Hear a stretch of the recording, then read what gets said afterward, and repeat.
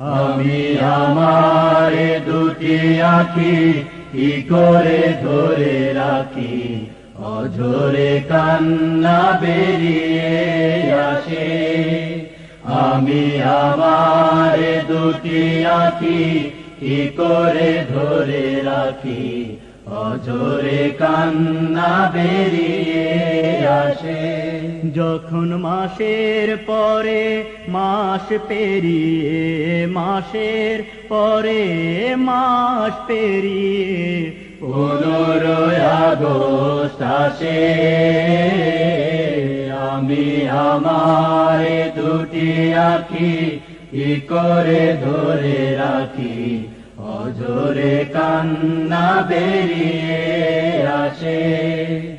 আমি আমার দুটি আঁখি কি করে ধরে রাখি।